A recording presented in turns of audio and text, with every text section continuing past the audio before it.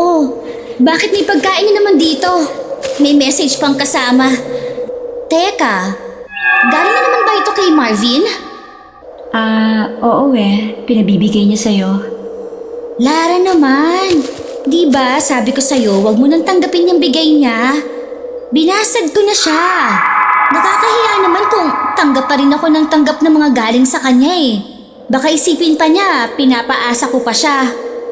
Ang kulit eh. Lagi siyang pumupunta rito kapag wala ka pa. At saka niya ako pipilitin tanggapin yung mga bigay niya. Iabot ko raw sa'yo.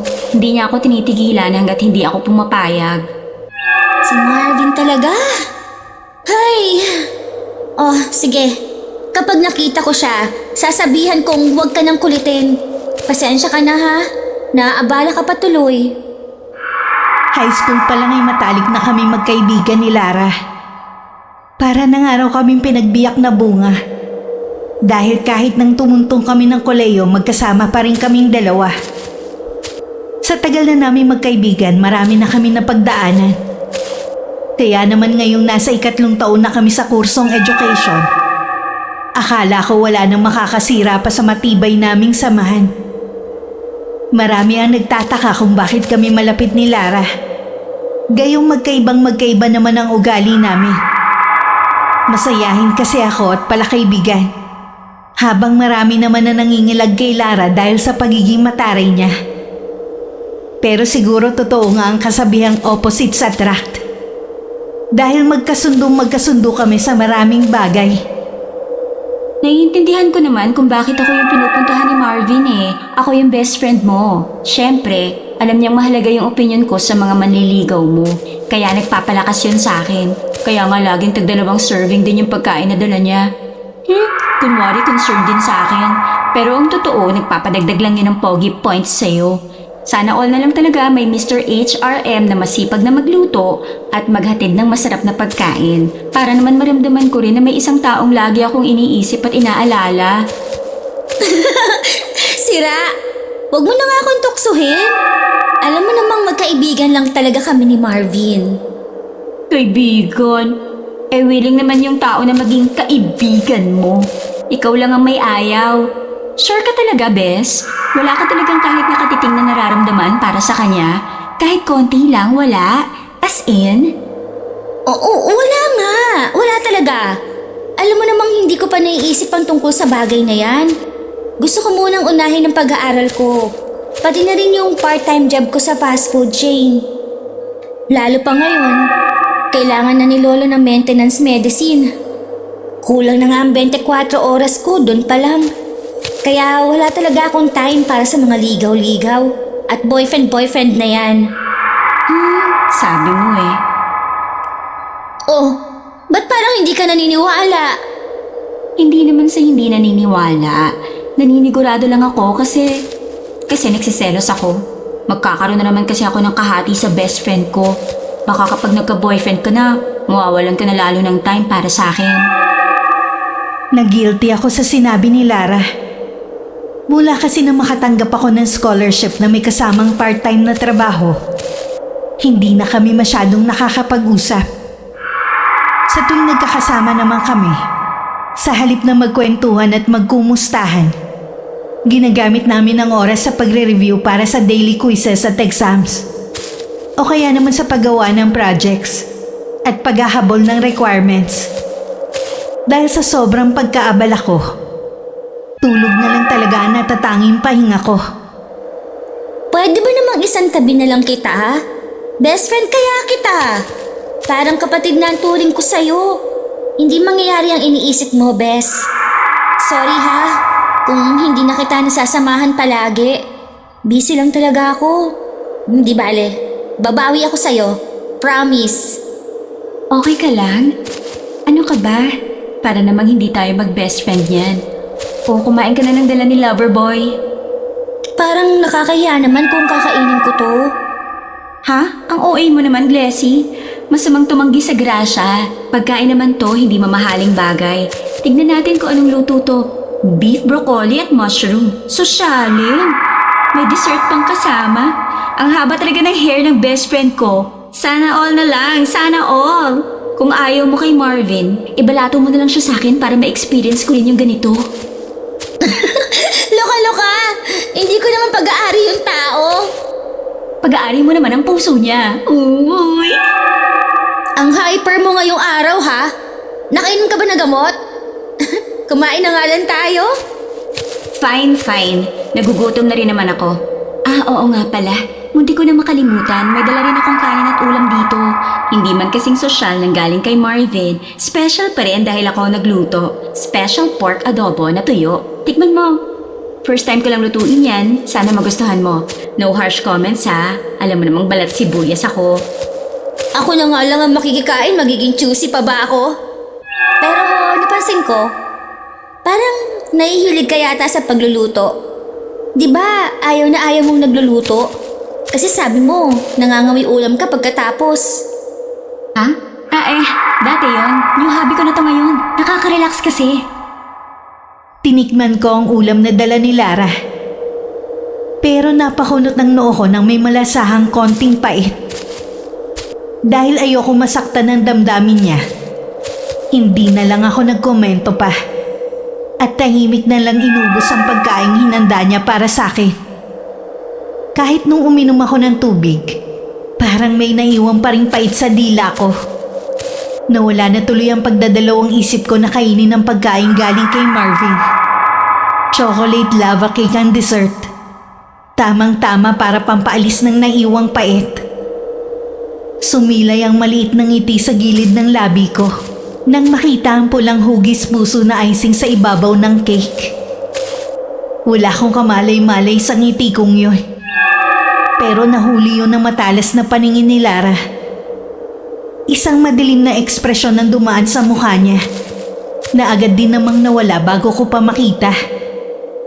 Agad na napawi ng matamis na tsokolate ang pait na nalalasahan ko. Natuwa naman ako at mas lalong in-enjoy ang bawat subo ng cake. Nang bigla na lamang akong may nakitang isang maliit na langaw na dumapo sa kamay ko. Napatili ako at winasiwas ang kamay para maitaboy ang pesteng insekto. Ew! Langaw! Bakit may langaw dito? Ayun pa oh! Ay, kadiri! Langaw? Nasaan? Wala naman ako nakikita. Ayun! Ayun, lumilipad! Ha? Teka, saan na nagpunta yung mga langaw? Bakit bigla na lang nawala?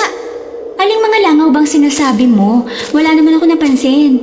Okay ka lang ba, Bes? Hindi kaya pagod ka lang at kulang sa tulog? Night shift ka pa naman tapos umaga lagi yung klase natin. Umuwi ka na lang kaya muna at magpahinga. Hindi, okay lang ako. Guni-guni ko lang siguro yun. Nagkamali lang ako ng tingin. Nagtataka man ipinagsawalang bahala ko na lamang ang kakatuwang pangyayaring yun. Pagkatapos naming kumain, dumiretso na kami sa susunod naming klase. Habang naglalakad kami ni Lara sa hallway, naririnig ko pa rin ang ingay na likha ng mga lumilipad na langaw. Impit lamang ang ingay na yun, na para bang nasa malayo ang pinagmumulan at hindi sinasadyang nahagip lang ng pandinig ko.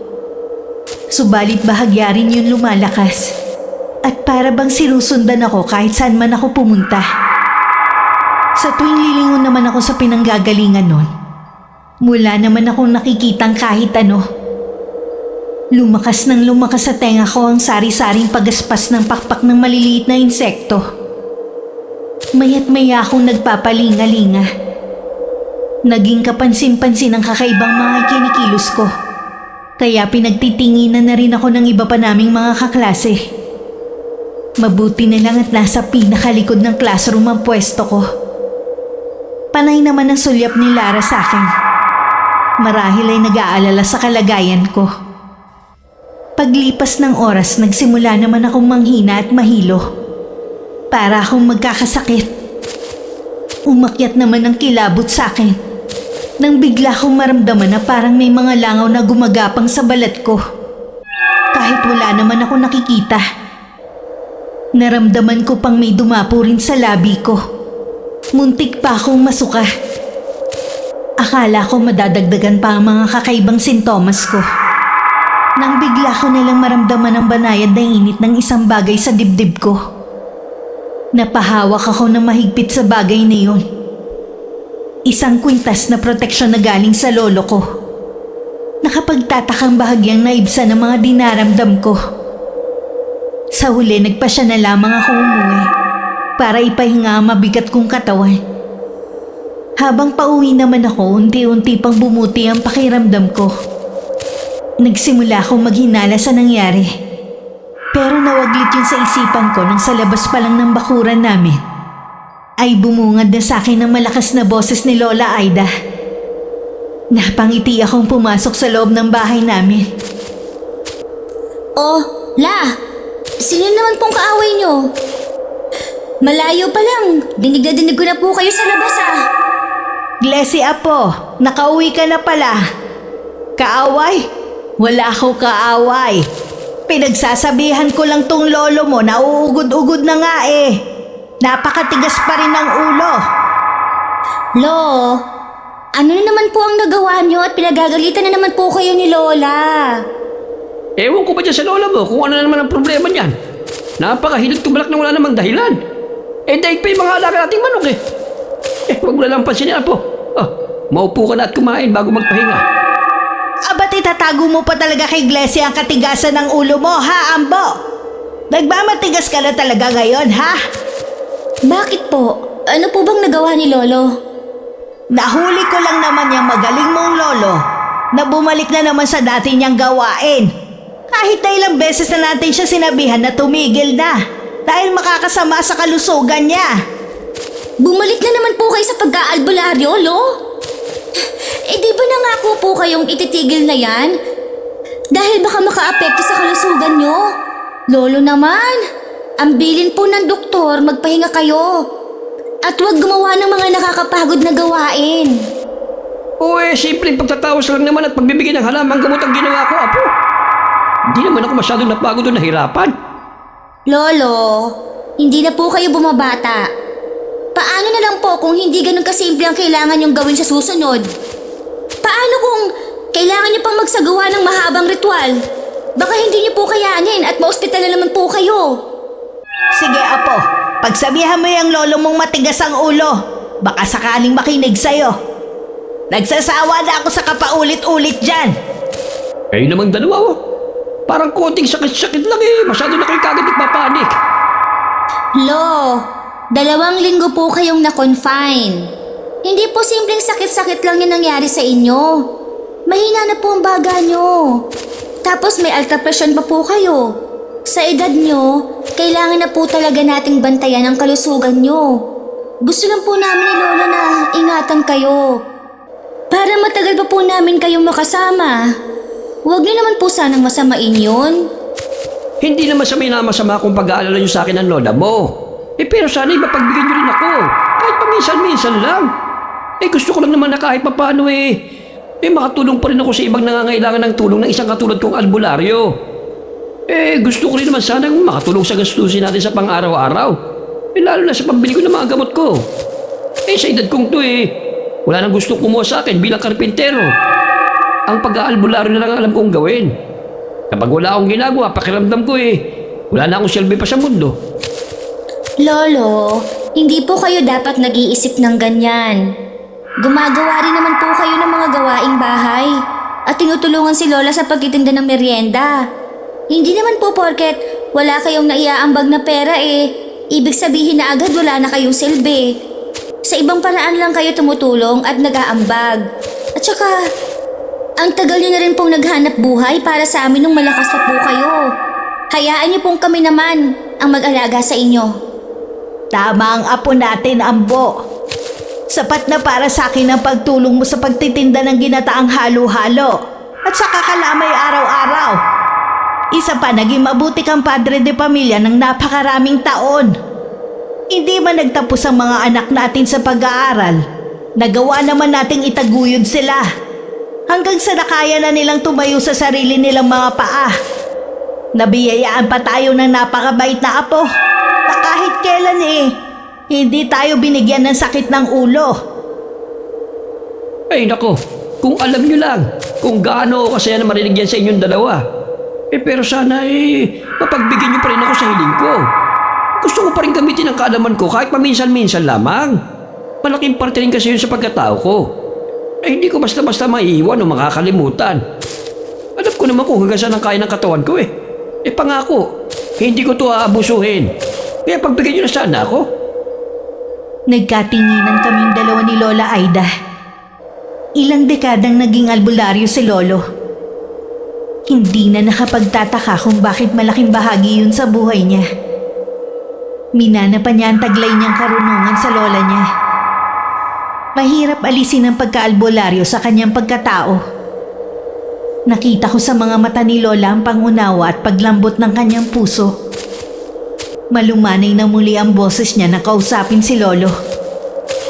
O sige, pinapayagan na kitang bumalik sa pagiging albularyo mo. Basta't ipangako mo lang na hindi ka tatanggap ng mga mahihirap at nakakapagod na kasong maaari makaapekto sa kalusugan mo. Talaga, Aida? Pinapayagan mo na ako? Oo, Ambo. Pinapayagan na kita. Sinasabi ko na nga ba't hindi mo ako matitis eh. Salamat, mahal. At pinagbigyan mo ako. Anong mahal-mahal ang sinasabi mong matanda ka? Pangilabot ka nga, Ambo. Hindi ka na nahiya kay Glessy. Uy, ano namang masama sa pagtawag ko sa ilang mahal? Yun naman ang tawagan natin noon na. Huwag po kayo mahiya sa akin, La. Ang sweet nyo nga po eh. Nakakakilig. Oh, narinig mo, mahal? Ayos lang daw Iglesi. Kapag ako nainis, Ambo, babawiin ko ang permiso ko sa'yo. At saka hindi pa ako tapos sa sasabihin ko. May kondisyon ng pagpayag ko, no? Kondisyon? Ano namang kondisyon na kailangan kong sundin? Iwasan mo na ang pagkain ng matatabang pagkain. Narinig ko sa anak ni Saling na nakita ka raw niyang nagtatago habang kumakain ng chicharon bulaklak. Talaga yatang gusto mo mamatay ng maaga, ikaw na matanda ka. Uy, isang beses lang naman yun. Hindi na maulit, mahal. Tahimik na lang ako nakinig habang inilalatag ni Lola ang mga kondisyon niya. Lihim din ako natatawa sa kakulitan ni Lolo. Dahil may hirit siya sa bawat sinasabi ni Lola. Sa ganitong klase ng tahanan ako lumaki. Masaya, maingay, puno ng pagmamahal at pag-aalaga. Kaya naman kahit naulila na ako sa mga magulang at walang mga kapatid, naging masaya naman ang kabataan ko. Dahil meron akong lolo't lola na pinunan ng pagkasabi ko sa isang mapagmahal na pamilya. Lo, sumunod na lang po kayo sa mga sinabi ni Lola. Para naman po sa kabutihan niyo yun. Ay, ano pa nga bang magagawa ko? Gayong pinagkaisahan nyo na akong dalawa. Hindi naman po sa pinagkakaisahan namin kayo, Lo. Sadyang pareho lang namin kayong mahal. Kaya pareho rin kami nag-aalala sa kalusugan niyo.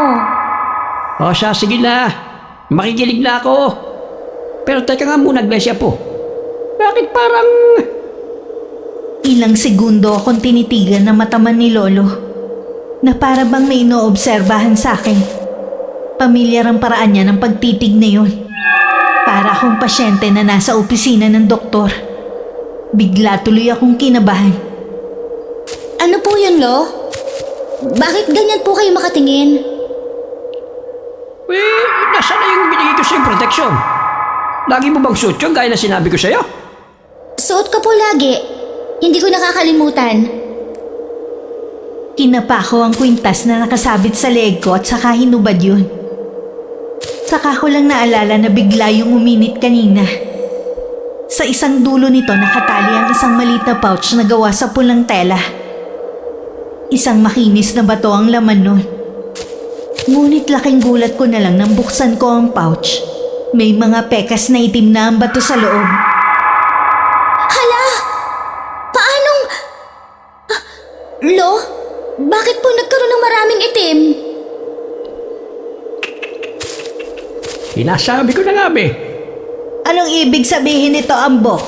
May nais bang sumalbahi sa apo natin? Mukhang gano'n na nga, Aida. Ang batong yan ay isang ordinaryong mutya ng ilog na dinasalan at niritualan ko noon. upang maging mabisang pangontra sa kapangyarihang itim. Merong may gustong manakit kay Glessy. Maaari sa pamamagitan ng barang o kulam. Pero hindi yun tumalab dahil sinaluyo ng proteksyon. Sa nakikita kong baka sa aura ng apo natin, malamang barang ang isinagawa sa kanya. Hindi ako makapaniwala sa narinig. Bigla ko naalala ang mga kakaibang sintomas na naramdaman ko kanina. Binabarang na pala ako nun. Pero wala man lang akong kamalay-malay. Kung wala akong suot na proteksyon, baka mas malala pa ang naranasan ko. Glessy, apo, may natatandaan ka bang nakaalitan mo o nakasama ang loob na sa tingin mo maaaring gumawa sa'yo nito? Wala, Hulo. Hindi ko po talaga alam kung sino ang gagawa nito sa akin. Sigurado ka ba, apo? Para kasi may isagawa ang klase ng pambabar na ginamit sa'yo kailangan mahawakan ka o kaya naman may kainin kang pagkain na siyang magsisimula ng proseso ng barang. Naguguluhan po talaga ako, Lo. Saka, sa dami po ng mga taong nakakasalamuha ko sa school at sa trabaho, hindi madaling puntuhin kung sino ang may gawa. Kung ganun ang tanging magagawa ko lamang sa ngayon bigyan ka ng dagdag proteksyon upang mas lalong hindi ka tablan. Kung sakali mang tangkain muli ng taong yon na barangin ka, hindi naman ganong malakas ang barang na ginamit sa'yo. Magkakasakit ka lamang at mararakay sa higa ng 1 linggo at gagaling din pagkatapos. Pero mas mabuti na rin kung mag-iingat tayo. Kahit papaano na panatag ang kalooban ko. Matapos matanggap ang dagdag na proteksyon na bigay ni Lolo. Taglay ni Lolo ang kakayahan at kaalaman bilang isang magaling na albularyo. Kahit na panandalian siya natigil sa gawaing yun, sigurado akong epektibo ang galing sa kanya.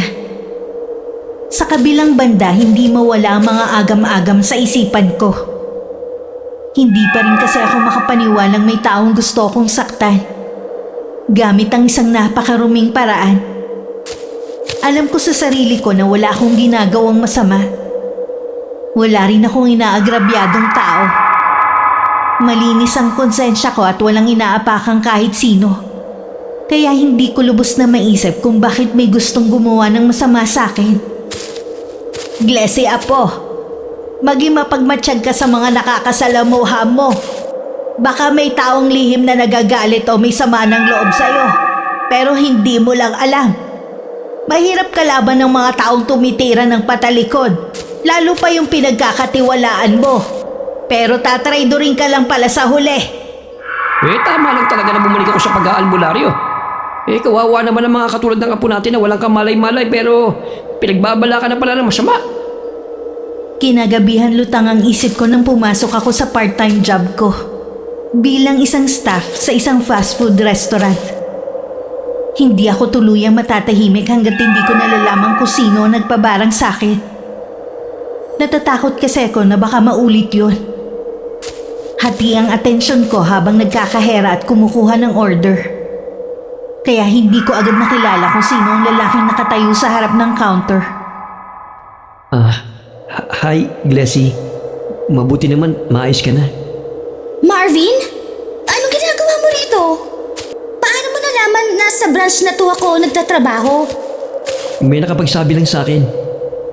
Si Lara ba? Siya lang kasi nakakaalam kung saan ako naka-assign Si Lara nga pero huwag sana magagalit sa kanya. Ako kasi yung nagpumilit na sabihin niya sa akin. Hindi naman ako galit. Nasurpresa lang ako na nakita kita dito. Nagkataon lang. Nabalitaan ko kasi na umabsent ka raw bigla dahil sumama ang pakiramdam mo. Nag-alala ako. Kaya lang wala naman akong paraan para kumustahin ka. Sinubukan ko rin hingin kay Lara ang number mo. Pero hindi niya binigay sa akin. Tama lang ang ginawa ni Lara. Hindi ko talaga binibigay ng basta-basta sa iba yung number ko Pero, bakit ka ba nandito? Ang totoo niyan, naisipan ko lang dito kumain kasama yung mga kaibigan ko. Hindi ko naman nakalain na makikita nga kita. Pero okay na rin yun. At least nakita ng dalawang mata ko na ayos ka lang. Hindi na ako mag-aalala. Ganun ba? Okay naman ako. Wala naman akong sakit. False alarm lang yun kanina. Salamat sa concern. Wala yun. Natural lang naman sa kaibigan na mag-alala. Buti na lang talaga dito namin naisipan kumain. O-order ka na ba? Ang sama na kasi ng tingin ng supervisor namin eh. Kailangan ko nang bumalik sa trabaho. Anong order nyo? Bibigyan ko kayo ng discount. Tila may isang maliit na kamay ang banayad na humaplos sa puso ko dahil sa ipinakitang pag-aalala ni Marvin.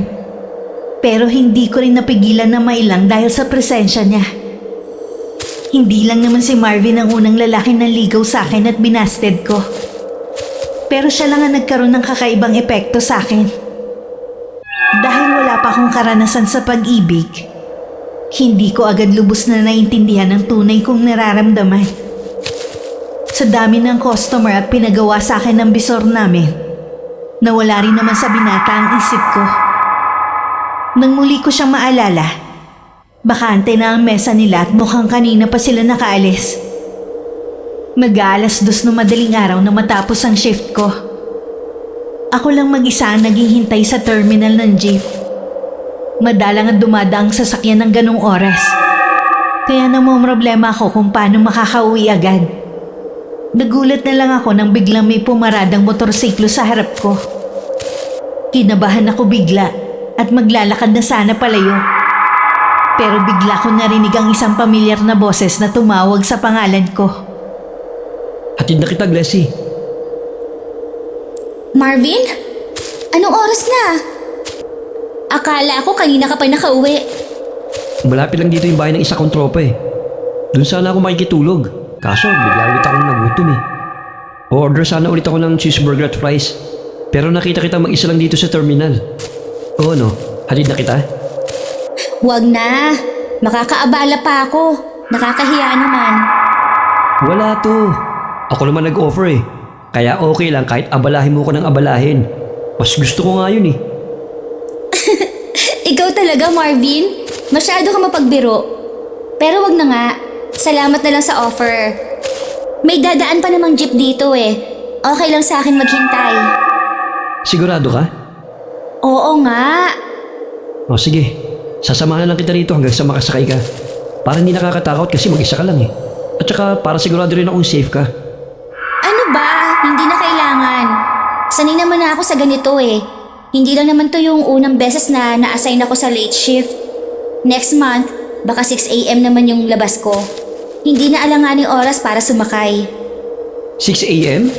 Eh di ba 7 a.m. ang pinakamagang time ng klase sa school natin? Paano yun? Diretso pasok ka na kahit wala ka pang tulog? Oo, ganun talaga. Kailangan magtiis. Diyan talaga ako bilib na bilib sa'yo eh. Sobrang sipag mo. Hindi biro ang pagsabay ng trabaho at saka pag-aaral. Pero nakakaya mo yung balansehin. Kaya hangang-hanga talaga ako sa'yo eh. Nakaka-inspire ka. Ikaw naman, masyado kang bilib sa akin. Eh, natural lang naman na gawin ko to kasi may mga pangarap akong gustong matupad. Kahit naman sinong may pangarap, kayang tiisin at harapin ang lahat ng pagod at hirap. Magtagumpay lang. Diyan ka nagkakamali, Glessy. Hindi lahat ganyan ang mindset. Yung iba kasi puro lang pangarap, pero kulang naman sa gawa. Tapos sila pang may ganang mainggit sa success ng iba. Hihilahin ka pa nila pababa. Bihira ang mga taong kagaya mo, kaya dapat proud ka sa achievements mo. Deserve mo yan, kasi pinagpagura mo yung lahat eh. Huwag mo naman ako masyadong purihin. Pumapalakpak na ang tenga ko oh. Pero, bakit mo ba ginagawa ito, Marvin? Hindi ba sinabi ko na sa'yong hindi pa ako handang magka-boyfriend? Hindi mo kailangan mag-overthink sa ginagawa ko. Wala akong ibang motibo rito. Gusto ko lang masiguro na safe ka. Kahit pa sinong kaibigan kong babaeng nakita ko mag-isa naghihintay sa isang madilim na terminal, mag-offer din akong ihatid sila pa uwi. Hindi ka naman special, no? Ikaw JGSS ka. Natawa na lang ako sa sinabi ni Marvin. Hindi siya nakakabagot kasama. Dahil kahit mapagbiro siya, may sense pa rin siyang kausap. Napahaba ang kwentuhan namin. At napag-usapan pati ang kanya-kanya naming pamilya. Ang mga pangarap na gusto naming maabot. Pati na rin ang mga plano namin sa buhay. Lalo pa naming nakilala ang isa't isa. Komportable ako sa kanya. Ramdam ko kasi ang sinseridad sa bawat salita. Gayun din ang respeto niya sa akin bilang babae. Parang ang bilis lang lumipas ng oras habang magkasama kami. Bahagya pa ako nagulat sa biglang pagdating ng jeep. Napabilis ng tibok ang puso ko habang pinapanood ko si Marvin na kumakaway sa akin. Habang lulan ako ng papalayong jeep. Kinaumagahan maaga akong pumasok ng school. Sa pathway pa lang sa entrance gate, nakasalubong ko na si Lara. Gulat na gulat ito nang makita ko. Leslie? Paano? Okay ka lang? Oo naman. Ba't parang nakakita ka ng multo? Ako lang to, Bes. Ano kasi?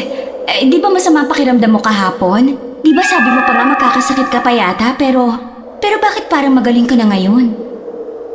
Masama talaga ang pakiramdam ko kahapon. Pero okay na ako ngayon. Nagawa na ng paraan ni Lolo. Buti nga naagapan eh. Ikinuwento ko lahat kay Lara. Maging ang tungkol sa di kilalang tao na nagpabarang sa akin. Nanlalaki ang mga mata niya habang nakikinig. Na para bang hindi siya makapaniwala sa mga sinasabi ko. Dati palang albularyong lolo mo? Akala ko ba karpintero siya? Karpintero nga, pero albularyo rin siya. Hindi ko ba nasabi sa'yo?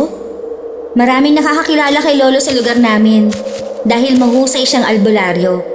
Yun nga lang, huminto siya kasi nagkasakit. Nanggagamot na ulit siya ngayon pero paminsan-minsan na lang. Masama kasi sa kanya ang sobrang pagod.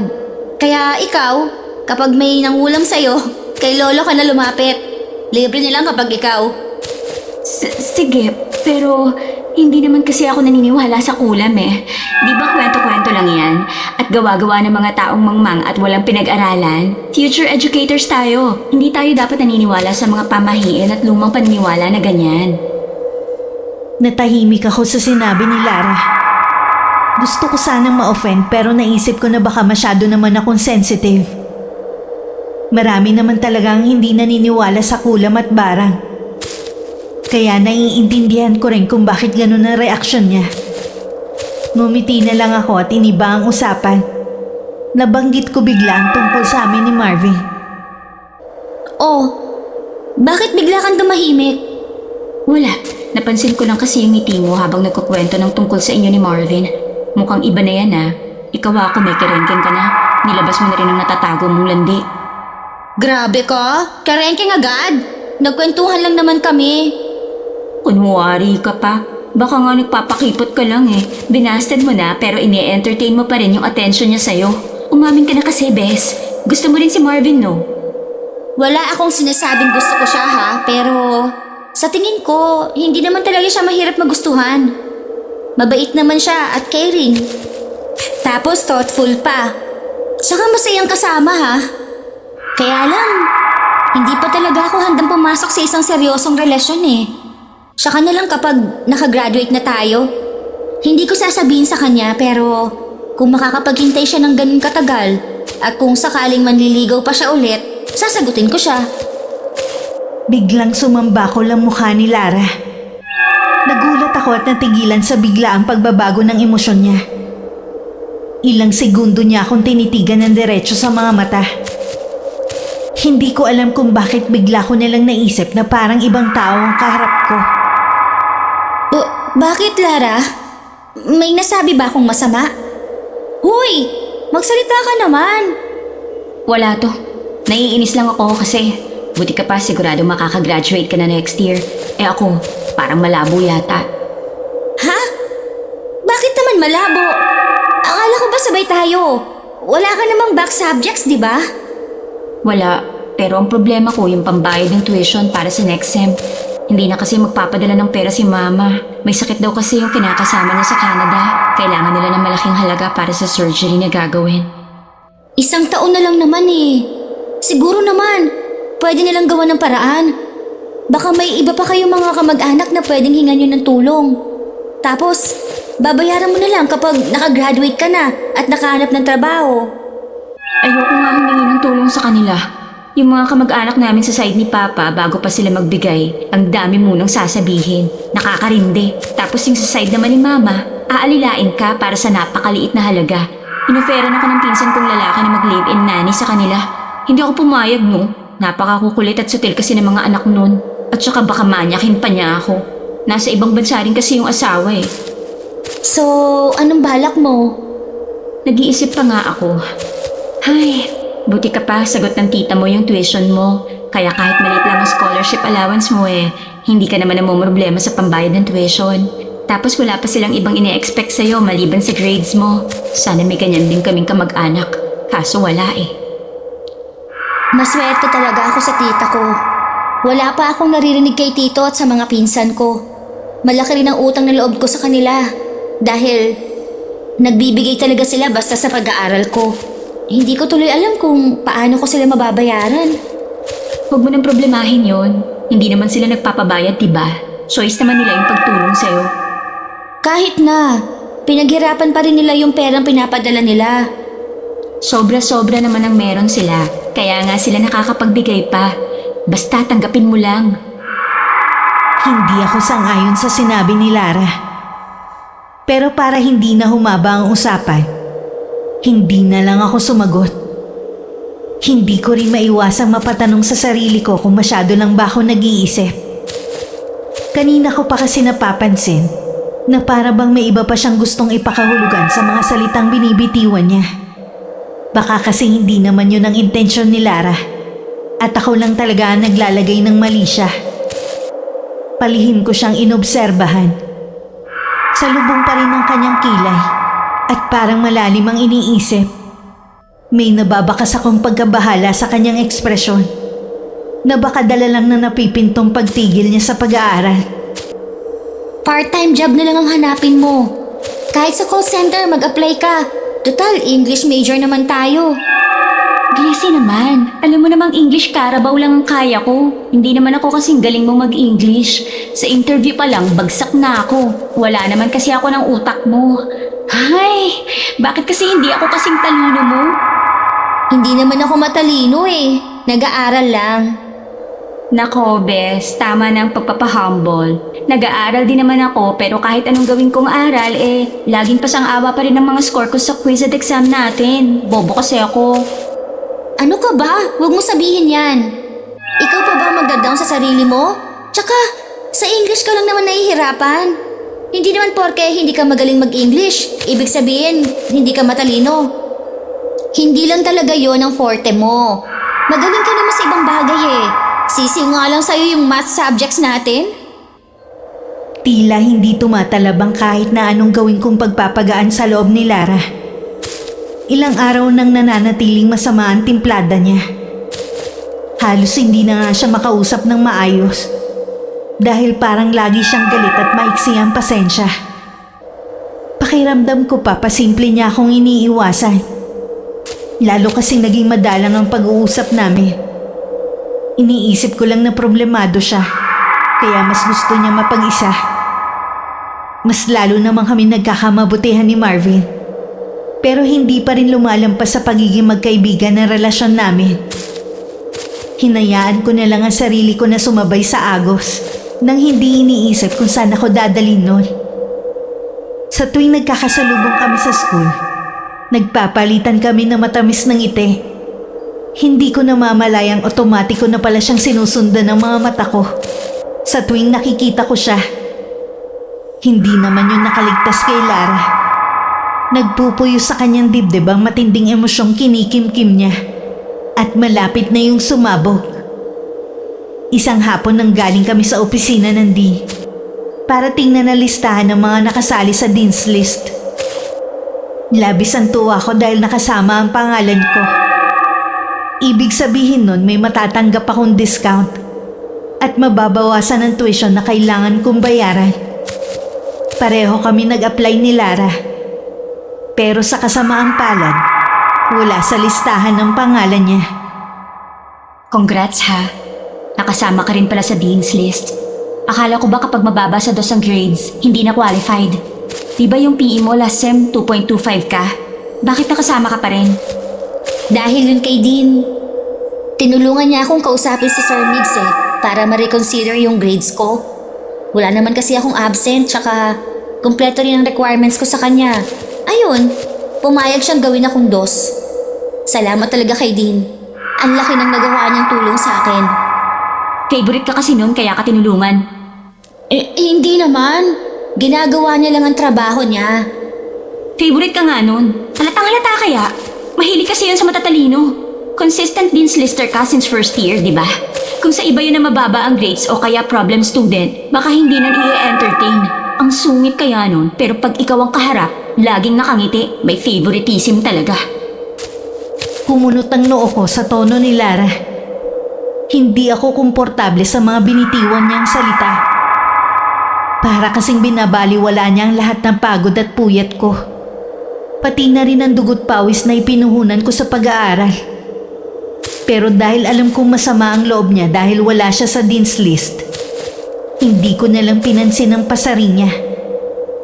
Parang hindi yata maganda ang mood mo nitong mga nakaraang araw. May pinagdadaanan ka bang hindi mo sinasabi? O baka naman masama ang loob mo sa akin? Sino ba namang hindi sasama ang loob? Kompleto naman ako sa requirements pero hindi pa rin ako nakasali.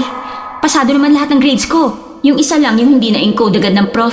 Imagine, hindi ko kasalanan pero ako ang nagsasuffer.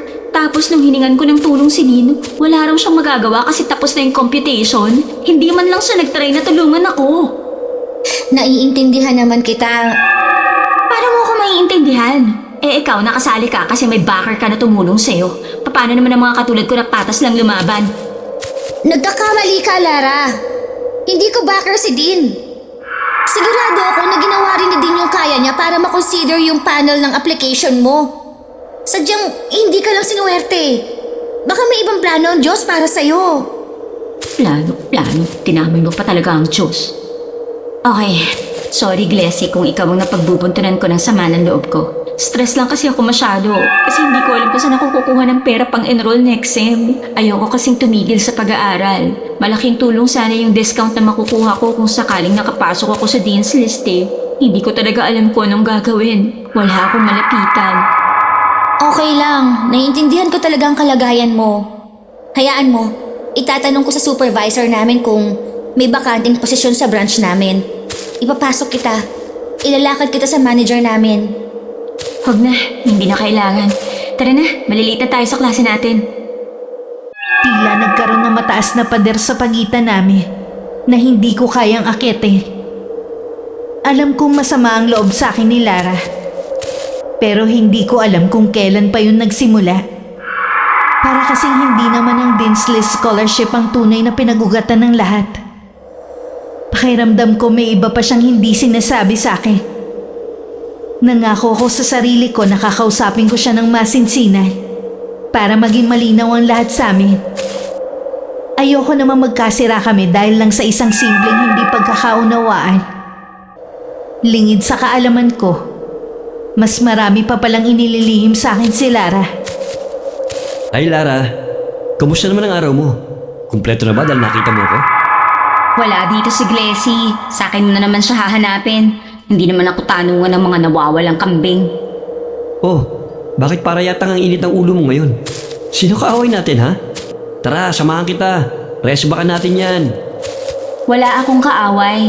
Nagsasawa lang ako sa buhay ko. Lagi na lang kasi akong extra nakikisampid sa main character na lagi na lang panalo sa buhay.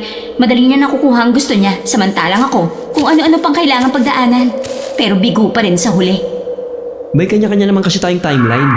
Hindi mo kailangan magmadali. Makukuha mo rin ang gusto mo, pero sa tamang panahon. Kaya hindi mo rin dapat kinukumpara ang sarili mo sa iba. Basta may sipag at tiyaga ka, at kung sasama mo rin ang dedikasyon, balang araw darating din ang time to shine mo. Pag nangyari yon, ikaw na ang main character. Pwede ba? Hindi ako naniniwala sa mga pakonsuelo de bobong yan. Kaya please, manahimik ka na lang. Mukhang malalim ang pinaguhugutan mo Gusto mo bang umalis na lang ako para mapag-isa ka? Hindi, huwag ka munang umalis. Mag-usap muna tayo, Marvin. Gusto mo pa rin ba si Glessy? Hindi ka pa rin ba sumusuko sa kanya? Bakit naman ako susuko? Wala pa naman siyang boyfriend. Saka lang ako susuko kapag nakakita na siya ng lalaki mag-aalaga at magmamahal sa kanya. Pero hanggat wala pa, hindi ako mawawalan ng pag-asa na magustuhan din niya ako. Bakit ba kasi siya ang gusto mo? Marami namang ibang babae dyan sa tabi-tabi. Dream girl ko kasi si Glessy. Sa kanya ko nakita yung mga katangian na hinahanap ko sa isang babae na pwede kong makasama habang buhay. Bukod sa maganda at matalino pa, mabait din, masipag, approachable, at napaka-friendly. Tapos palagi pang nakangiti. Kapag si Glessing kasama ko, nakakagaan ng pakiramdam. Parang nagiging maaliwalas kagad yung araw ko.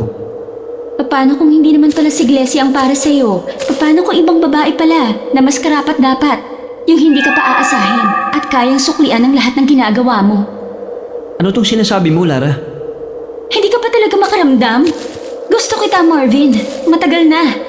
Kaya lang naman ako pumayag na maging tulay mo kay Glessy para magkaroon ako ng pagkakataon na mapalapit sa'yo. Nagbabaka sakaling magugustuhan mo rin ako. Please, Marvin. Pwede bang ako na lang? Pero si Glessing mahal ko. Lara, patawarin mo ako. Pero hanggang kaibigan lang ang tingin ko sa'yo. Hindi na yun hihigit pa ron. Ganun ba? Wala ba talaga akong magagawa para baguhin ang nararamdaman mo? Mahirap turuan ng puso, Lara. Patawad kung hindi ko kaya suklian ang nararamdaman mo. Sadyang hindi ako lalaki nakalaan para sa'yo. Makakahanap ka pa na mas karapat dapat kaysa sa akin. Pero ikaw ang gusto ko, Marvin. Pero hindi ka ang gusto ko, Lara. Kundi si Glessy. Patawarin mo ko.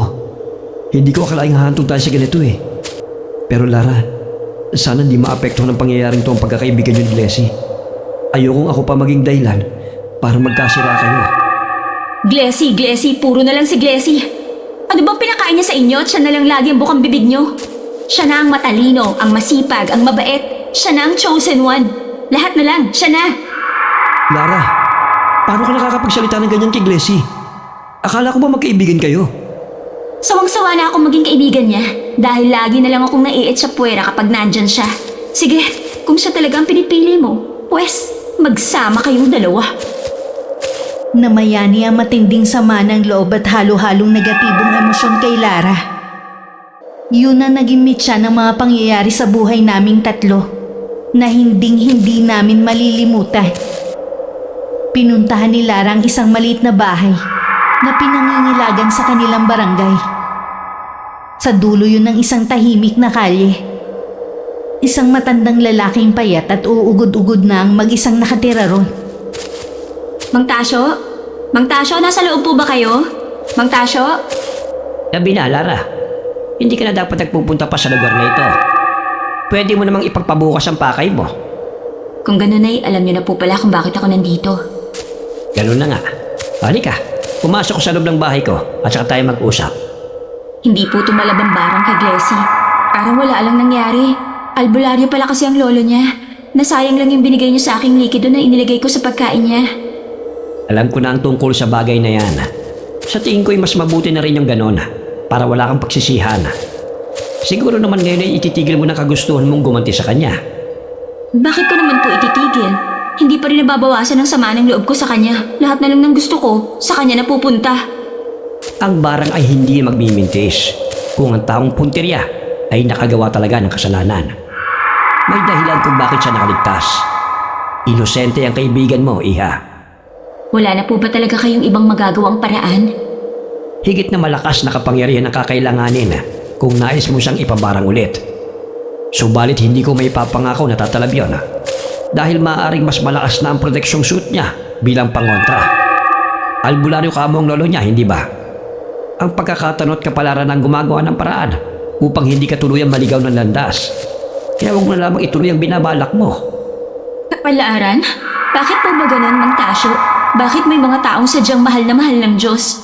Kahit na anong pagsubok yung dumating sa kanila, madali lang nila nalalampasan.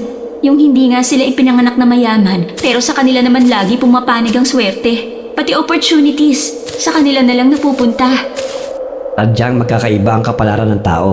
Isa pa, hindi ka nakakasiguro na wala talaga silang ginagawa dahil hindi mo naman sila kasama 24 oras. Maaaring hindi mo lamang nakikita ang dugot pawis na ipinupuhunan nila para makuha lamang ng mga sinasabi mong oportunidad. Hawak natin ang sarili nating kapalaran, kaya hindi dapat kainggitan ng iba. Lagi mo sanang tatandaan na ang bawat desisyon mo ay magdadala sa'yo ng iba't ibang resulta at kapinsalaan. Tama na po ang maraming satsat, Mang Tasyo. Kung hindi na po tatalab ang barang kay Glessy, sa ibang tao po kaya itatalab ito? Malaking tsansa na tatalab ito kung walang suot na proteksyon ang taong yon. Kung ganun, Mang Tasyo, pwede ko po bang ibahin ang taong gusto kong ipabarang? Sigurado ka bang gusto mong ituloy ang plano mong yan? Binabalaan kitang muli. Malaki ang magiging singil ng pangalawang pagkakataon na ito. Instrumento lamang ako. Pero ikaw ang sasalo sa lahat na magiging singil ng pambabarang. Alam ko na po yun, Mang Tasyo. Please po, pagbigyan niyo na ako. Huli na po ito. Sige, pagbibigyan kita sa huling pagkakataon. Marami pong salamat, Mang Tasyo. Kayo na lang po ang nag-iisang tao sa buhay ko na nagpapahalaga sa saloobin ko. Tumatanaw lamang ako ng utang na loob bilang pasasalamat sa pagdala mo sa akin ng mga pagkain at sa madalas mong pagbisita upang makita ang kalagayan ko. Wala po yun, Mang Tasyo. Tira lang naman po sa bahay yung mga pagkain dinadala ko sa inyo. Sayang naman po kung itatapon ko lang, kagaya ng utos ng madrasta ko. Wala lang ito sa'yo, pero malaking tulong para sa isang matandang katulad ko na mag-isa na lamang sa buhay. Hayaan mo. Gagawin kong pinapagawa mo. Dala mo bang kakailanganin? Nasa bag ko po ang picture at naisulat ko na rin po ang buo niyang pangalan at birthday sa papel. Meron din po akong nakuhang ilang hibla ng buhok. Ibigay mo sa akin ang lahat ng yan. Sana pagkatapos nito ay matutunan mo na ang leksyong dapat mong matutunan. Napapailing na lang ang matandang mambabarang na kinuha kay Lara ang mga gagamitin niya sa gagawing pambabarang. Inilagay niya ang mga yun sa isang garapong puno ng mga buhay na alupihan at sakay pinatong sa gitna ng isang altar na may mga nakasinding itim na kandila.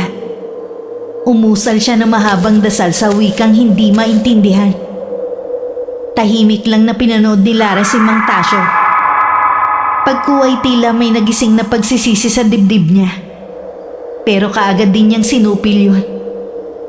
Samantala, hindi na itago ni Marvin ang kanyang pagkabalisa matapos ang tagpo sa pagitan nila ni Lara. Ilang araw nang lumipas pero hindi pa rin niya alam kung paano sasabihin sa akin. Batid niya kung gaano kami kalapit ni Lara. Kaya naisip niyang maaaring hindi ko siya paniwalaan. Pero hindi lang pala yun ang labis na gumugulo sa kanyang isipan. Napapansin ko parang wala ka masyado sa sarili nitong mga nakaraang araw. Wala to. May malalim lang akong iniisip eh. Nalilito pa ako kung anong gagawin ko. Kung kailangan mo nang makikinig sa problema mo, huwag ka mahihiya magsabi sa akin ha. Oo naman. Balak ko naman talagang sabihin sa'yo eh. Bakit parang namumutla ka? Tsaka, bigla ka rin pumayat. Marvin, may sakit ka ba? Wala to. Nagpa-check up na ako sa doktor. Normal naman daw ang kalusugan ko. Dala lang siguro ng pagod. Busy kami sa OJT. Makakabawi rin ako pagtapos na kami. Sigurado kang pahinga lang talaga ang kailangan mo? Oo, sigurado ako.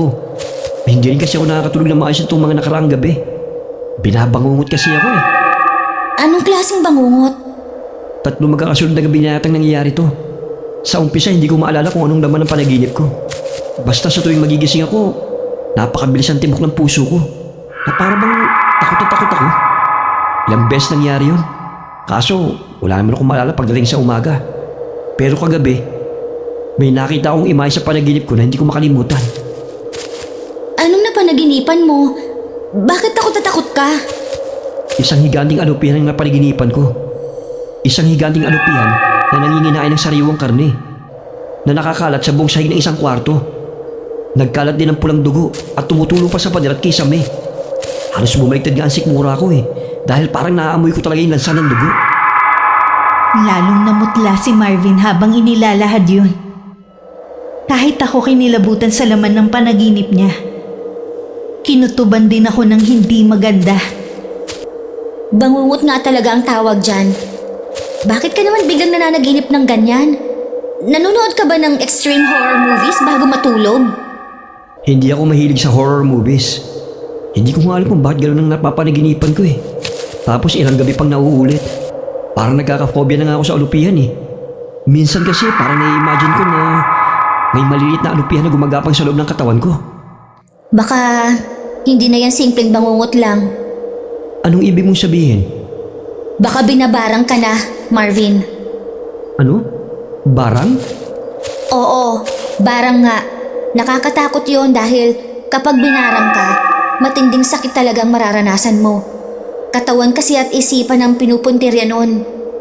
Naniniwala ka pala sa ganun? Albularyo ang lolo ko kaya naniniwala ako. Ang mabuti pa, sumama ka sa akin. Dadalhin kita kay Lolo para naman... Pasensya na, Glessy. Pero hindi kasi ako naniniwala sa ganyan eh.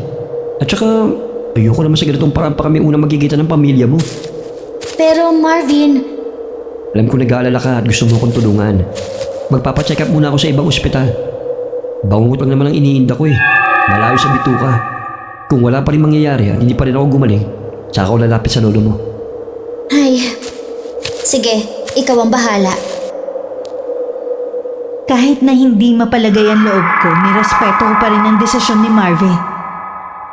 Gayunpaman sa paglipas ng mga araw, mas lalo lamang siyang lumalala. Marami ang nakapansin sa naging pagbabago ng katawan niya.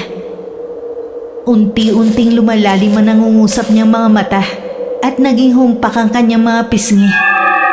Nawala ang sigla ng kanyang matikas na katawan na tila ba isang malakas na ihip lang ng hangin ay lilipa rin na siya nito hanggang sa hindi na siya pumasok sa school. Dahil sa labis na pag-aalala, nawala sa isip ko si Lara. Noon pala'y lihim na nitong pinapanood ang pagkabalisa ko na para bang isa akong nakakaliw na palabas sa TV. Doon na siguro ni Lara na nagtagumpay si Mang Tasyo sa ginawang pambabarang kay Marvin. Natupad nga ang kagustuhan niyang makaganti, pero wala siyang makapangkasiyahan sa tagumpay na yon. Isa sa mga kaibigan ni Marvin na nakapagsabi sa akin kung saan ang address ng bahay nila. Hindi ako nagpatumpik-tumpik pa at agad na pinuntahan yon. Ang ina at dalawang nakababatang kapatid ni Marvin na sumalubong sa pagdating ko. Puno ng takot at pangamba ang kanilang ekspresyon. Dala ng hindi maipaliwanag na dinaranas ng binata. Pangatlo sa 5 magkakapatid si Marvin. May sarili ng pamilya ang panganay nila, habang ang pangalawa naman ay isang nurse sa Amerika. OFW naman sa Middle East ang kanilang ama. Dahil 2 miyembro ng pamilya nila ang nasa abroad, nakaluluwag sila sa buhay. Subalit ang masaya nilang tahanan ay nababalot ngayon ng takot at lumbay.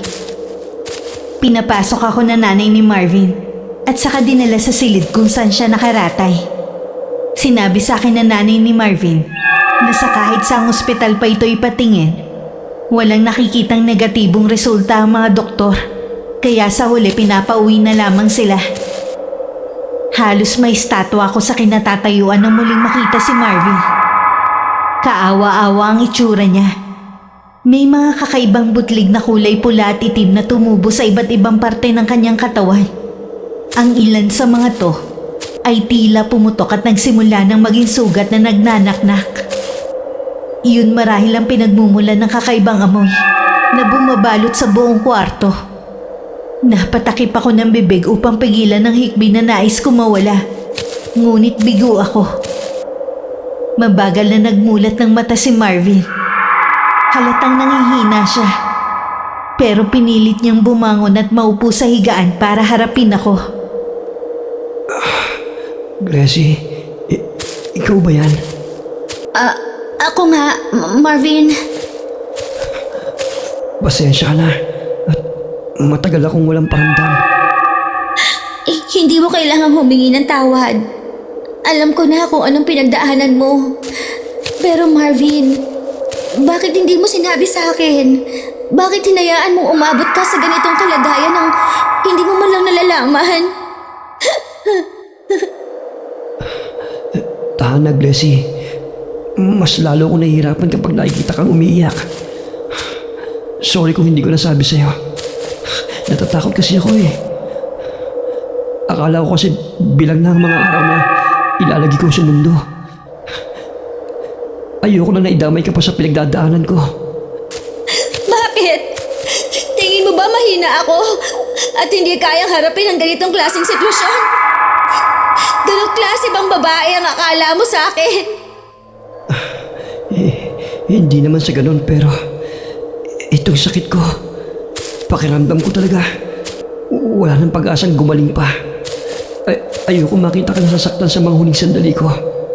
Pakiramdam ko talaga wala na akong pag-asang gumaling pa. Ayoko makita ka nasasaktan sa huling sandali ko. Ibig mo bang sabihin, Kung hindi ko pa nahanap ang tirahan niyo, hahayaan niyo na lang na mawala ka sa mundo nang hindi ko malalaman. Hindi ko alam na napakalupit mo pala, Marvin. Nagkakamali ka, Glessy. Hayaan mo ko magpaliwanag. Tama na! Saka na lang tayo mag-usap ng masinsinan kapag nalampasan na natin to. Kung sana'y sinabi mo agad sa akin ang nangyari sa'yo, di sana'y natulungan din kita makahanap agad ng paraan. Anong ibig mo sabihin, Glessy? Alam mo ba kung anong sakit ko? Sinabi ko na sa'yo nung una pa lang kung ano ang hinala ko. Hindi mo lang ako nun pinaniwalaan. Pero ngayon, siguro naman, handa ka na maniwala. Wala kang sakit, Marvin. Binabarang ka. Barang? Totoo ba talaga yun? Hindi ka pa rin ba maniniwala? Nangyayari na nga sa'yo. Ano pa bang gusto mong patunay na totoong barang, ha, Marvin? Hindi naman sa hindi ako naniniwala. Sadyang hirap lang na maunawa ng isip ko na ganun nga nangyayari sa akin. Na binabara nga ako. Pero sige, maniniwala na ako sa'yo. Kahit ano pang sabihin mo. Importanteng mapagaling ka sa lalong madaling panahon bago pa mahuli ang lahat. Dadalhin kita sa lolo ko. Sigurado akong matutulungan ka niya. Pumayag ang nanay ni Marvin na dalhin ko to sa lolo ko para mapagaling. Tila nakahanap ang ginang na munting liwanag ng pag-asa sa gitna ng makapal na kadiliman. Ipinagkatiwala niya sa akin si Marvin dahil kinailangan niya magpaiwan para bantayan ang 2 bata. Nangako naman siyang susunod agad. Umarkila kami ng sasakyan kaya madali kong nadala si Marvin sa bahay namin. Isang sulyap pa lang ni Lolo sa kanya. Napatayo na to agad at kinuha mga nakatagong gamit sa pag-aalbularyo. Mabilis niyang dinaluhan si Marvin. Habang ipinapaliwanag ko sa kanya ang lahat ng nalalaman ko tungkol sa kalagayan nito. Kaibigan mo lang pala lalaking to. Akala ko kasi nobyo mo eh. Lolo naman, hindi po ito ang tamang oras para magbiro kayo. Ano ba yan, Ambo? Saka ka na mag-usisa kapag magaling na ang nobyo ni Glessy. Huwag na po kayo manggatong la. Alam ko naman yun, Aida. Hindi ko lamang kasi maiwasang makuryoso. Dahil siya ang unang lalaking dinala sa atin ni Glessy. Hindi nga lamang para ipakilala bilang nobyo, kundi para ipaggamot. Kumusta ho kayo? Marvin de Guzman po ang pangalan ko. Pasensya na po kung sa ganitong pagkakataon po tayo nagkakilala. Nako, wala kang dapat ipag-alala, Marvin. Dahil magagawan pa natin ang paraan ng kalagayan mo. Hindi pa natin maalis ang barang. Pero, pwede naman tayong gumamit muna ng paunang lunas. Saka natin pag-usapan kung paano ito maalis ang tuluyan para mapabalik sa taong nagpabarang sa'yo. Medyo magiging masakit ang ilan sa proseso. Kaya tiisin mo lang muna, iho, ha? Para naman to sa kabutihan mo eh. Sinimulan na nga ni Lolo ang kanyang panggagamot. Saglit ako natigilan habang pinapanood ko ang ginagawa niya. Matagal ko na rin kasing hindi nakita ang panggagamot ni Lolo. Kaya parang naninibago ako. Bahagyang kumalat ang usok mula sa tuyong dahon ng sambong na sinindihan ni Lolo. Ginagamit niya yun upang gawing malinis ang mga elementong nagkalat sa paligid. Pagkatapos nun ay saka pa lamang siya nagsimula sa kanyang ritual. Ang mga salitang Latin na binibigkas niya ay may kakaibang ugong at ritmo. Natulala ako at napako ang mga mata kay Marvin na nakahiga sa isang papag. Nakapikit siya at mukhang nakatulog. Ngunit bakas pa rin sa kanyang mukha ang sakit na iniinda. Basa ng butil-butil ng pawis ang kanyang noo at napapabiling-biling siya sa kinahihigaan. Habang tinititigan ko siya, parang may naaaninag akong maliliit na anino na kung anong mahabang insekto na gumagapang sa buo niyang katawan. Sa tingin ko, mga alupihan yun. Base sa laman ng mga panaginip ni Marvin. Naglaho silang lahat sa paningin ko nang bigla akong kumurap. 1 oras ang itinagal ng panggagamot ni Lolo. Pero mabilis lang na lumipas ang bawat minuto. Namalayan ko na lang na ibinaba ni Lolo ang mga hawak para magpunas ng pawis sa noo. Kaagad ko siyang nilapitan para umagapay sa kanya. Nagsulyapan ko si Marvin. Payapa na ang kanyang ekspresyon. Ayos lang po ba kayo, Lo? Ayos lang ako, Apo. Napagod lamang ako sa ginawa kong panggagamot. Matanda na nga lang talaga ako. At hindi na kasing lakas ng dati. Sorry po, Lo. Alam ko na ngang hindi na malakas ang kalusugan niyo pero binigyan ko pa kayo ng ganitong klaseng problema. Wala ito, Apo. Pahinga lamang ang kailangan ko at makakabawi rin ako kagad ng lakas. Hintayin muna natin magising ang kaibigan mo, ha? Saka ko ipapaliwanag ang susunod na gagawin. Hindi naman nagtagal at nagkamalay din si Marvin. Hindi siya makapaniwalang nagawa nga siyang gamutin ni Lolo. Bumalik na ang kanyang lakas. Pati ang mga butlig sa kanyang katawan ay halos naglaho na. Habang ang mga sugat naman ay nagsisimula na rin gumaling. Totoo ang isa talaga kayong magaling na albularyo. Nagawa niyo po akong pagalingin. Maraming salamat po, Lolo Ambo. Huwag ka muna masyado magpakasaya, iho. Dahil hindi ka patuloy nakakalaya sa impluensya ng barang sa'yo. Ano pong dapat kong gawin, Lolo Ambo? Kailangan mo muna makilala kung sino nagpabarang sa'yo at pilitin siyang bawiin ang ginawa niya. Hindi yun magiging madali. Dahil kapag binawi ang barang, doble ang magiging balik sa kanya. Hindi biro yun. Isang bagay pa pala ang pinagtataka ko. Parang pamilyar sa akin ang aura ng itinamahik ang ginamit sa'yo parang nakita ko na ito Tama! Kung sino man ang taong nagpabarang sa'yo, ang siyang nagpabarang din kay Glecy noon. Nagimbal ako sa narinig. Ang pangyayaring akala ko tapos na ay may karugtong pa pala. Labis ang pagkabigla ni Marvin. Nang malaman muntik ko ring maranasan ang dinanas niya. Sumeryoso siya, tinitigan ako sa mga mata. Parang may gusto siyang sabihin sa akin. Pero nag-aalinlangan pa rin siya. Ibig sabihin ay isang tao lamang nagpabarang sa inyong dalawa.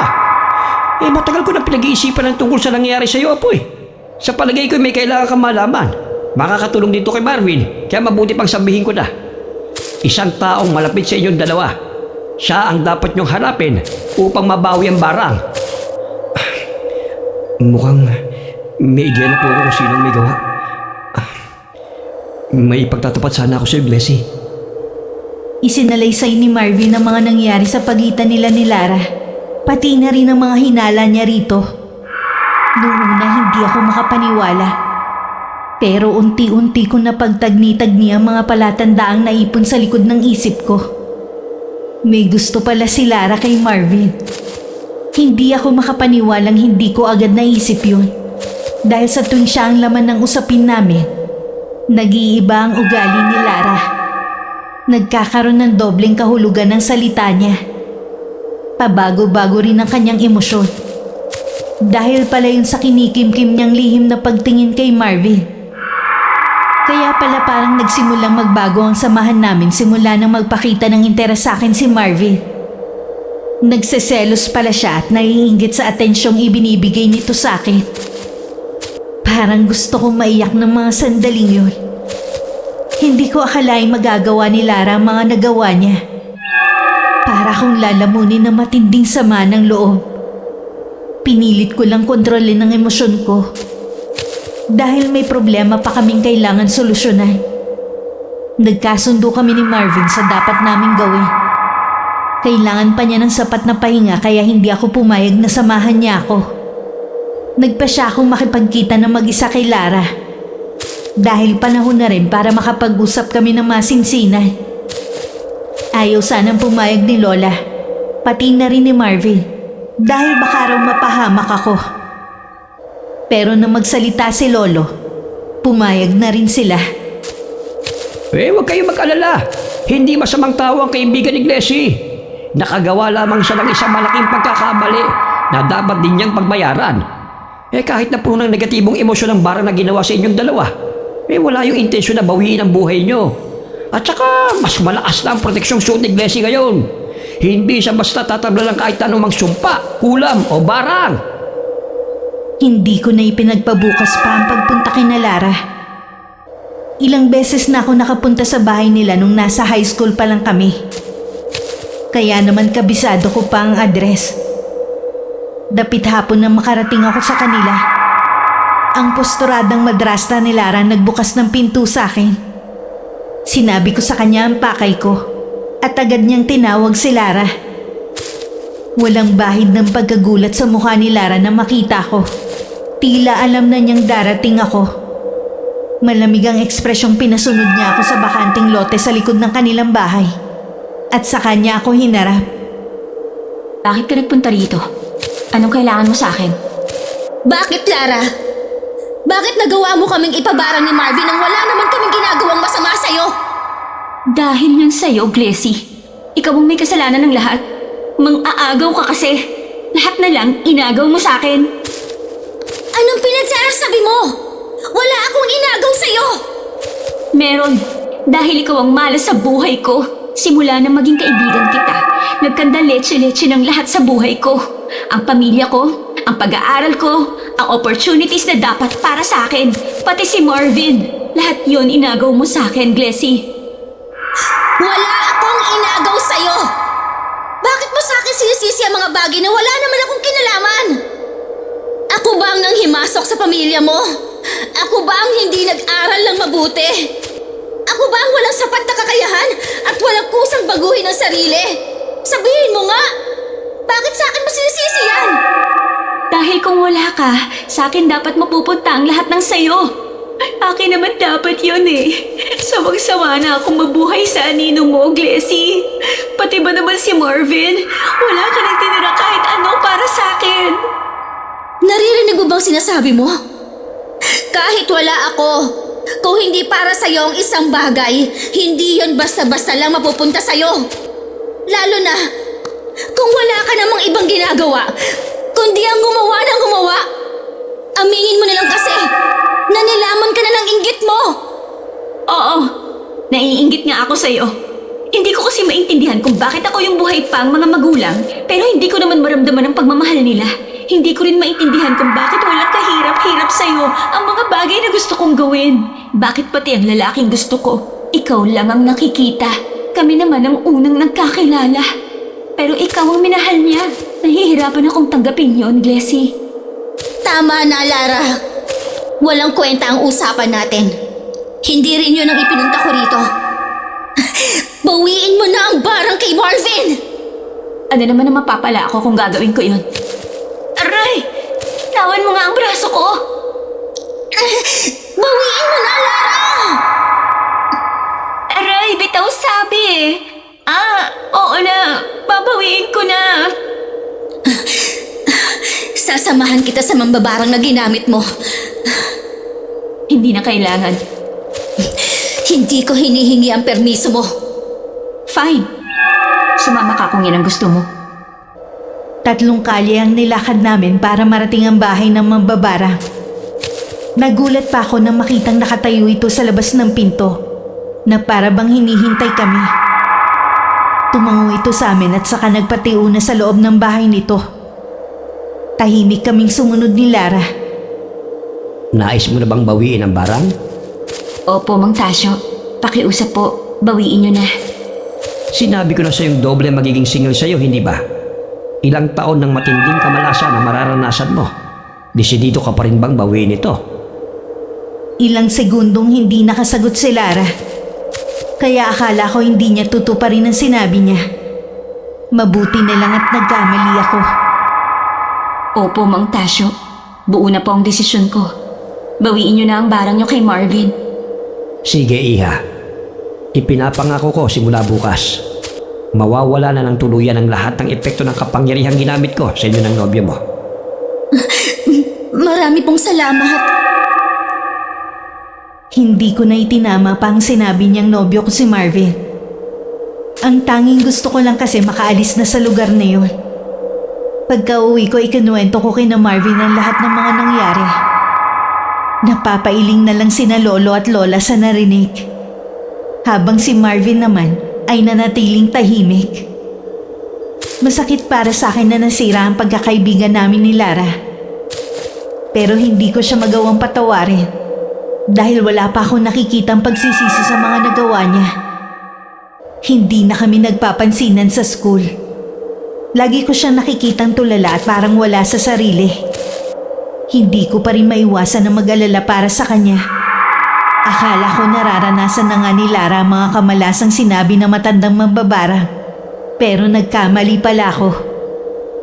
Isang buwan na ang nakalipas nang bigla kong pinuntahan ni Lara. Ipinagtapat niya sa akin ang lahat ng mga nagawa niyang kasalanan sa amin ni Marvin. At saka taus-pusong humingi ng tawad. Ipinagtapat din niya ang naging kaugnayan niya kay Mang Tasyo, pati ang mga huling salita nito bago ito binawian ng buhay. Ayon kay Lara, 1 linggo matapos niyang bawiin ng pambabara, pinuntahan niya si Mang Tasyo para maghatid ng pagkain. Pero naabutan niya itong naghihingalo. Mang Tasyo, ano pong nangyayari sa inyo?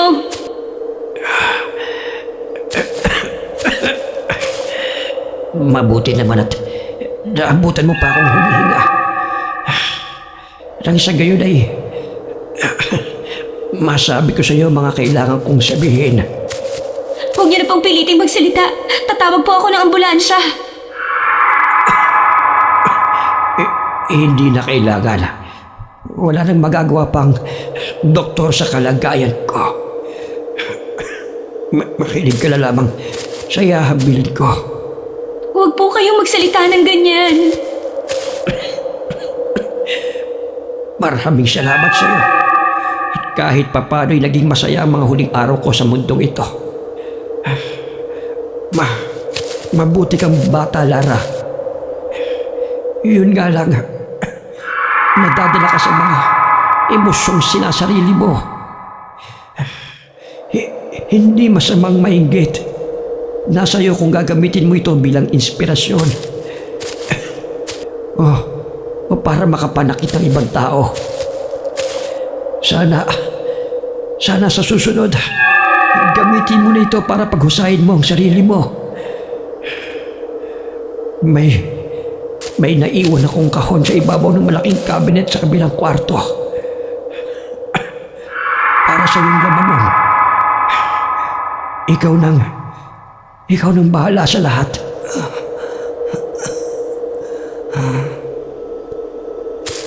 Nalaman na ni Lara ang tunay na nangyari dahil sa sulat sa loob ng kahong iniwan ito sa kanya. Si Mang Tasyo palang sumalo ng karmang dapat sana kay Lara mapupunta. Kasama ng sulat na naiwan kay Lara ay ilang makakapal na bungkus ng pera at ilang ektaryang lupa na pag-aari nito. Lahat yun ay nakapangalan na kay Lara bilang pasasalamat sa ilang taong tulong at pag-aalaga. Nalaman din ni Lara na matagal na silang gustong dalhin ng kanilang ina sa Canada. Pero inilihim yun na kanilang ama dahil gusto pa nitong perahan ng dating asawa. Labis na pagsisisi ang naramdaman ni Lara. Halos lamunin na siya ng konsensya dahil sa iba pa ang nagbayad sa mga nagawa niyang pagkakamali. Kaya naman nagpasya siyang harapin na rin ang mga to. Nais niyang humingi ng tawad sa mga taong nasaktan niya. Pareho kami ni Marvin. Napatawad na si Lara. Masakit pa rin sa akin na nawalan ako ng isang kaibigan. Pero hindi pa ako handang muling tanggapin siya sa buhay ko. Labis ako humanga kay Marvin. Dahil kahit siya ang higit na nagdusa sa mga nangyari, wala akong narinig sa kanyang kahit ano. Kailanman hindi siya nagsalita ng masama kay Lara. Napakalawak ng pasensya at pangunawa niya. 3 taon na ang nakalipas simula nang mag-migrate si Lara kasama ang mga kapatid niya sa Canada. Binahagian pa niya kami ng mga iniwan sa kanya ni Mang Tasyo. Nalaman namin ginawa niya yon pagkatapos niyang umalis. Kaya hindi na namin yun naibalik sa kanya. Paminsan-minsan nakakausap pa namin siya ni Marvin sa video call para magkumustahan. Masaya na siya sa bagong buhay niya doon. Isa na akong ganap na guro na kumukuha ng masteral habang si Marvin ay naghahanda sa pagbubukas ng sarili niyang coffee shop. Pareho naming naabot ang mga pinapangarap naming trabaho pero hindi pa rin nagtatapos ang lahat. naghahanda naman kaming bumuo ng mga panibagong pangarap na aabutin namin na magkasama. Wakas,